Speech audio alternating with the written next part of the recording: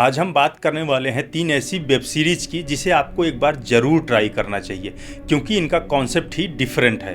तो कौन सी है वो 3 वेब सीरीज, आओ फटाफट इन्हें जान लेते हैं। तो पहले नंबर पे आती है साइलेंट सी। इसकी कहानी फ्यूचर की पृथ्वी से शुरू होती है जहां हमें दिखाया जाता है कि फ्यूचर में पानी की बहुत ज़्यादा ही कमी हो गई है। अब कुछ साइंटिस्ट होते हैं जिनको मून पे पानी का ट्रेसेस मिलता है, तो पृथ्वी से एक टीम बना के उनको मून पे भेजा जाता है, लेकिन उनकी मून पे क्रैश लैंडिंग होती है।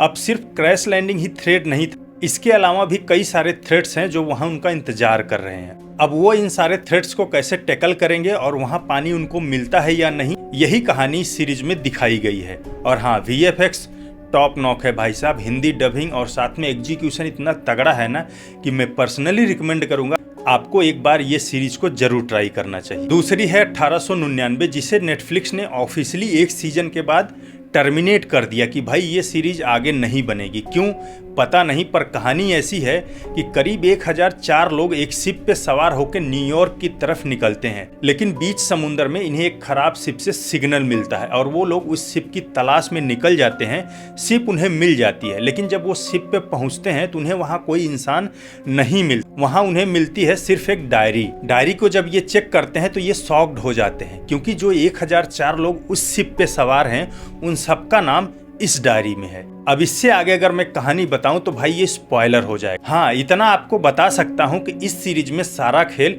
इल्यूजन का है। तो जाओ सीरीज देखो और कहानी को समझो। और हाँ, इसकी एग्जीक्यूशन इतनी तगड़ी है ना कि भाई आप किसी से शिकायत कर ही नहीं पाओगे कि सीरीज में कोई प्रॉब्लम है, नथिंग। और भाई तीसरे नंबर पे आती है लॉस्ट इन स्पेस। इसकी कहानी ऐसी है, एक फैमिली होती है जो एक शिप लेके निकल जाती है पृथ्वी के बाहर अलग अलग ग्रहों पे इंसानी बस्ती को बसाने के लिए, लेकिन इनकी मुलाकात होती है रोबोट टाइप एलियन से।